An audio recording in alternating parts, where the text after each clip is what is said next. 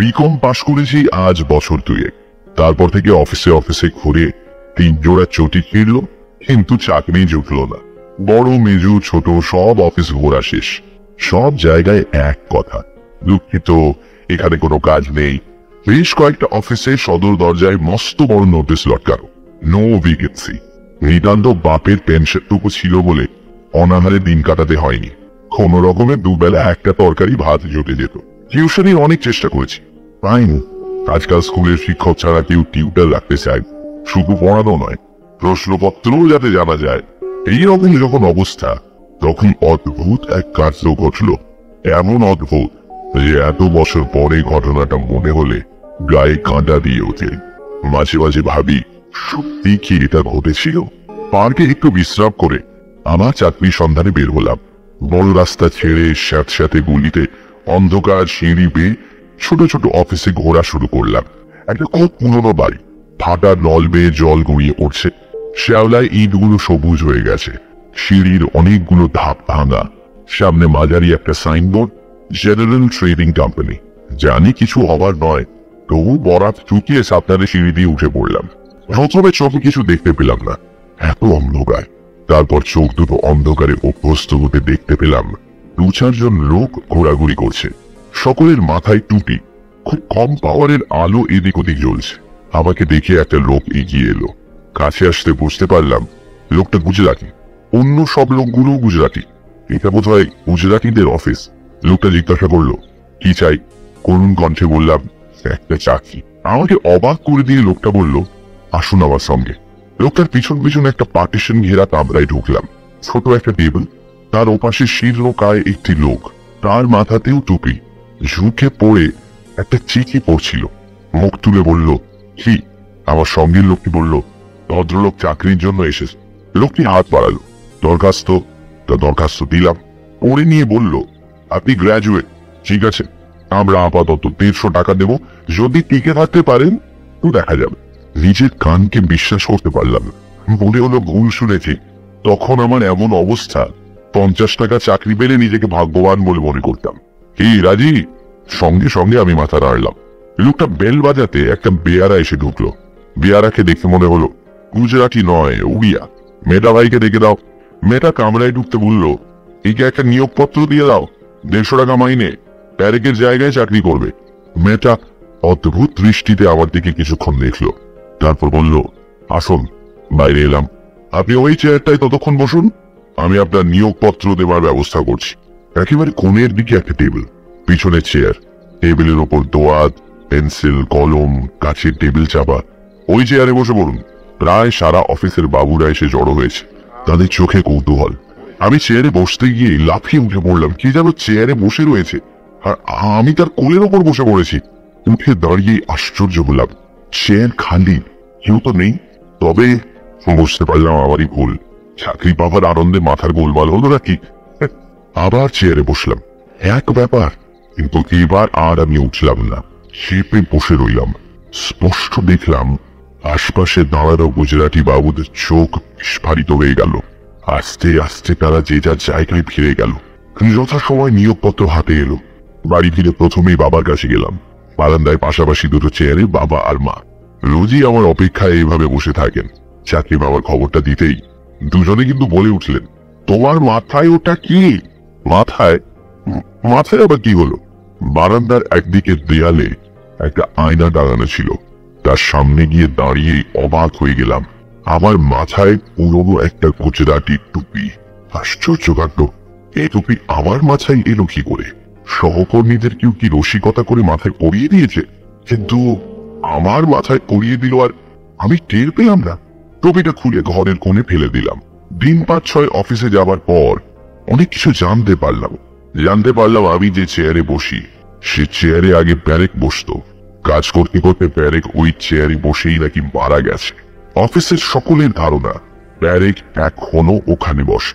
প্রথম দিন চেয়ারে বসতে গিয়ে মনে হয়েছিল আর কেউ যেন বসে রয়েছে, কিন্তু ওই একদিনই।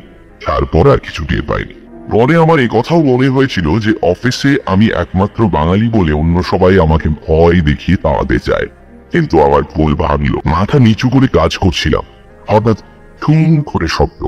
হাত তুলে দেখি টেবিলের ওপর যে জল ভর্তি কাচের গ্লাস ছিল সেটা শূন্যে উঠে একটু গাছ হলো। অর্ধেকের বেশি জল শেষ হয়ে গেল।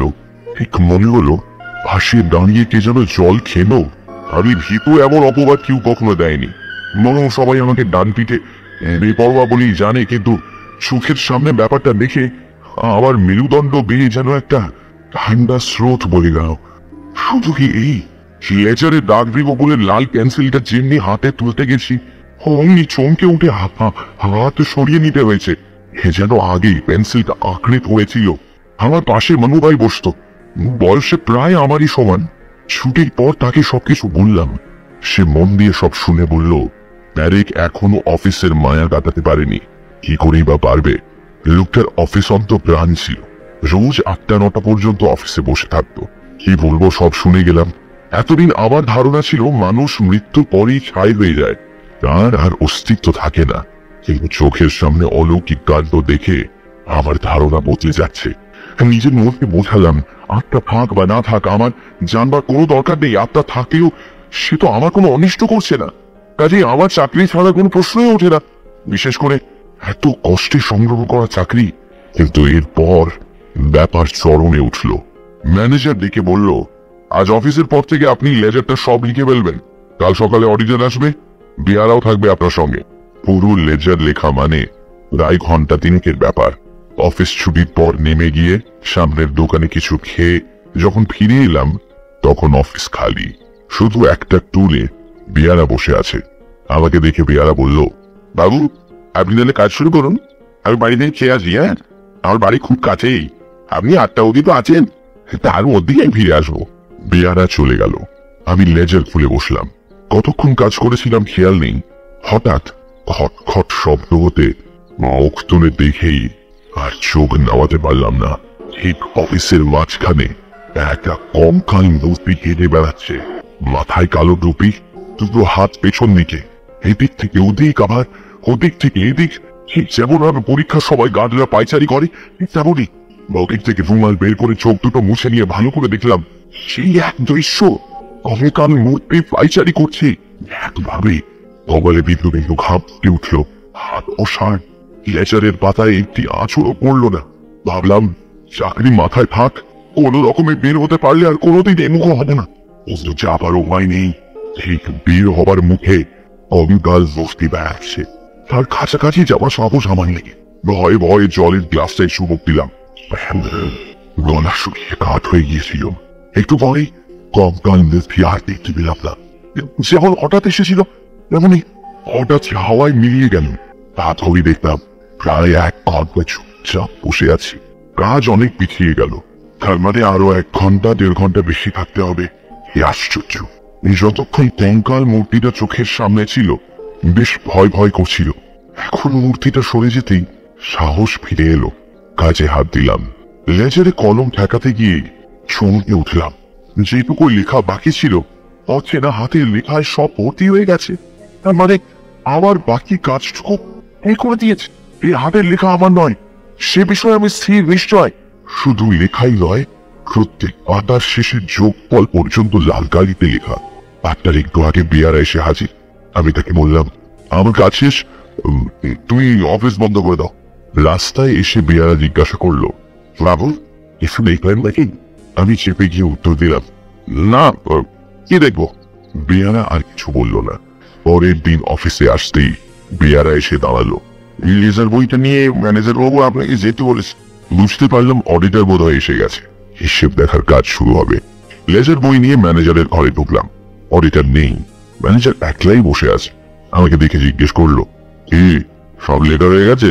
হ্যাঁ বলে লেজারটা এগিয়ে দিলাম। ম্যানেজার লেজারের পাতা উল্টাতে লাগলো।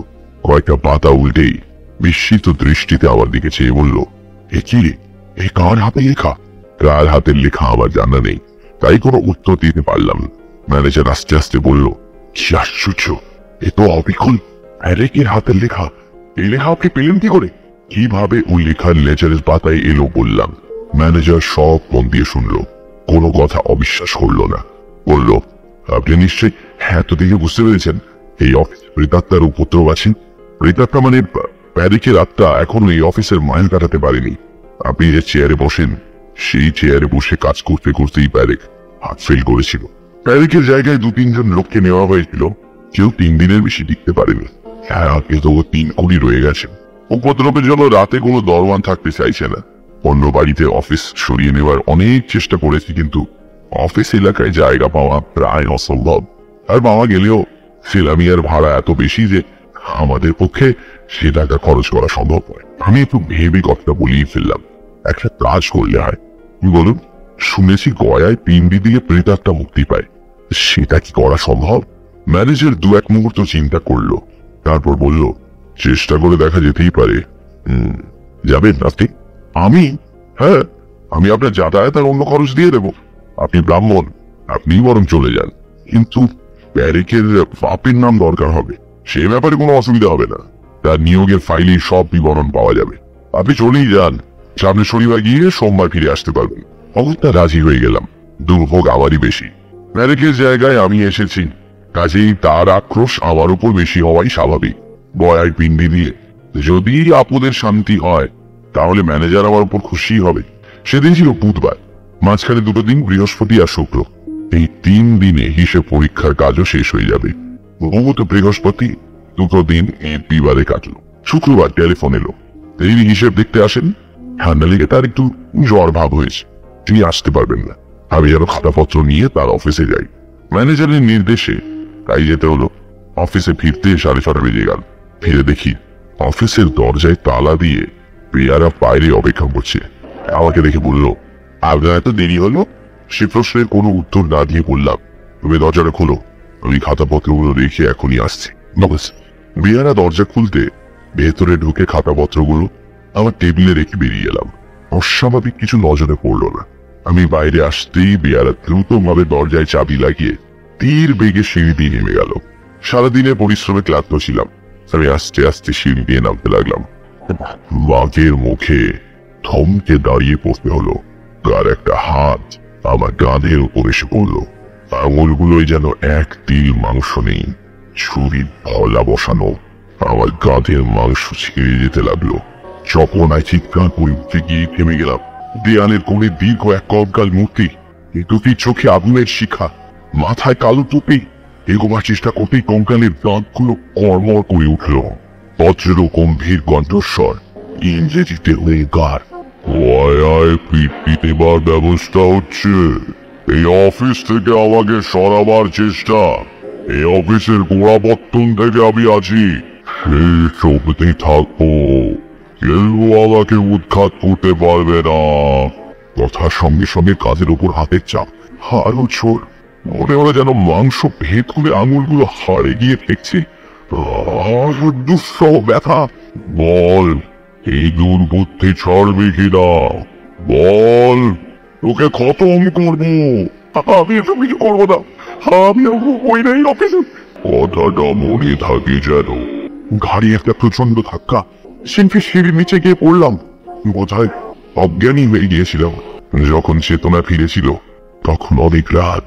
কপাল কেটে রক্ত গড়িয়ে পড়ছে, কাঁধে কালশিটের দাগ। হাঁটতে হাঁটতে মাঝরাতে বাড়ি ফিরেছিলাম। বাড়ি থেকেই চাকরি ছাড়ার দরখাস্ত পাঠিয়ে দিয়েছিলাম।